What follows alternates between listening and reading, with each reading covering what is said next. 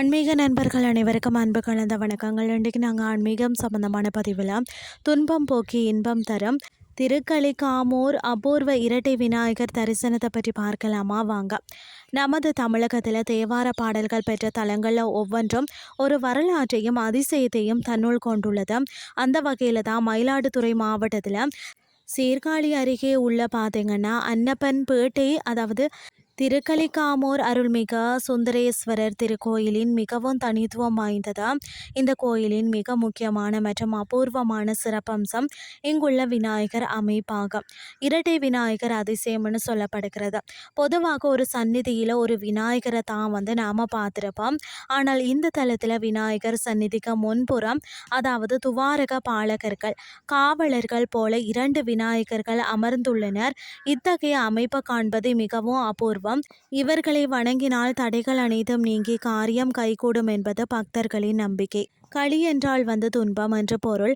நம்மளுடைய முன்வினை பயன்களால் ஏற்படும் துன்பங்கள், அதாவது களியை நீக்கம் தலம் என்பதால் இது பார்த்தீங்கன்னா திருக்கலிக்காமூர் என்று அழைக்கப்படுகிறது. இந்த தலத்து இறைவனான சுந்தரேஸ்வரரை வணங்குபவர்களுக்கு மன நிம்மதியும் வாழ்வில் தெளிவும் பிறக்கிறதா.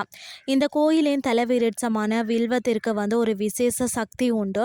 இந்த தல இறைவனுக்கு வில்வத்தால் அர்ச்சனை செய்த அந்த இலையை பார்த்தீங்கன்னு சொன்னால் மருந்தாக உட்கொண்டால் நாள்பட்ட பிணிகளும் தீராத நோய்களும் குணமாகும் என்பது காலங்காலமாக நிலவி வரக்கூடிய ஐதீகம். அது மட்டும் இல்லாமல் ஆண்டுதோறும் பார்த்தீங்கன்னு சொன்னால் மாசி மகத்தன்று கடலில் தீர்த்தவாரி நடைபெறுவது வழக்கம்.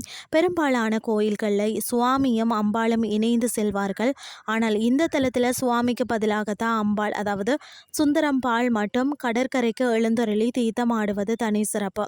அது மட்டும் இல்லாமல் கோயில் கோஷ்டத்தில் வீற்றிருக்கும் துர்க்கை அம்மன் 8 கரங்களுடன் கம்பீரமாக காட்சி தருகிறார். ராகு காலத்தில் இந்த துர்க்கையை வணங்குவது மிகவும் விசேஷமானது. வரலாற்று சிறப்பும் ஆன்மீக அதிர்வுகளும் நிறைந்த இந்த திருத்தலத்திற்கு ஒரு முறை சென்று அந்த சுந்தரேஸ்வரரின் அருளையும் அபூர்வ விநாயகரின் ஆசியையும் பெற்று வாருங்கள்னு சொல்லி கூறிக்கொண்டும் இன்றைய ஆன்மீகம் சார்ந்த பதிவை நிறைவு செய்து கொள்கிறேன். இதே மாதிரி மற்றொரு ஆன்மீகம் சார்ந்த பதிவோடு உங்களை சந்திக்கிறேன். நன்றி.